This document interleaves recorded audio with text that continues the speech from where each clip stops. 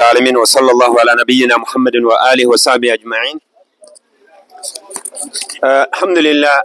Alors là où nous sommes ici, Masjid al-Quba, ça vous avez vu. Donc il y a trois endroits qu'il faut regarder dans la mosquée, également ici. Et à ma gauche ici, la maison, les palmiers que vous voyez à gauche. Également si on regarde, on a un panneau, nous allons passer à côté. C'est là-bas le prophète sallam habité avec Kulsum bul Hadma radiallahu anhu wa sallallahu ala Muhammad. Quand il est venu ici sallallahu alayhi wa sallam, vous soyez heureux de dire on a fait nos prières dans la mosquée là où il a prié le prophète sallam. On est passé à côté ici, Cheikh, quand il parlait le puits qui concerne qui concerne on dit Beiro Khatam ou Beiro Aris. Quand on dit le puits qui concerne la bague, c'est ici. Pourquoi? Je vous explique, Inch'Allah. Donc, il faut retenir ces endroits. Le prophète sallallahu alayhi wa sallam avec Abu Bakr Siddiq, Omar, Ousmane, il s'est trouvé ici. Et quand il a annoncé, il y a 10 personnes que le prophète a dit qui vont rentrer au paradis. Alors, ces 10 personnes, moi, je vous donne les noms des 4. Et dans le cas, vous allez nous donner les 6. Hein, Cheikh, on est d'accord. Moi, je vous donne les noms des 4. Dans le cas, Cheikh, les autres 6, vous allez nous donner. Alors, il y a Abu Bakr, il y a Omar, il y a Ousmane, Ali. Donc, moi, je fais 4. Et les 6, vous allez nous donner.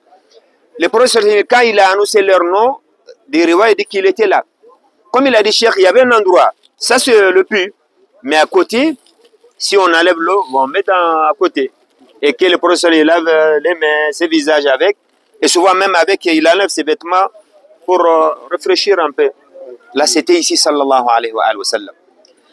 Et quand il vient, le 4, il s'assoit, le même manière, quand ils sont décédés, ils sont enterrés. Les savants, ils ont expliqué comme ça. Abu Bakr Siddiq, là. Donc, le prophète sallallahu alayhi wa sallam, Abu Bakr, Omar, les trois, ils sont enterrés. Comme vous savez, dans la chambre d'Aïcha radallahu anha, et Ousmane, lui, il a Baqia.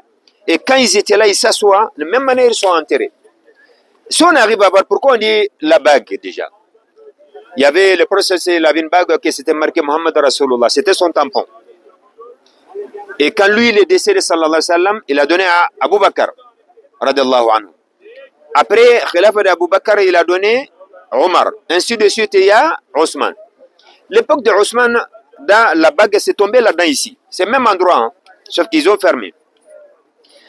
Pourquoi c'est tombé ici? Parce que Ousmane, nostalgie, souvent, il vient pour penser à ses compagnons.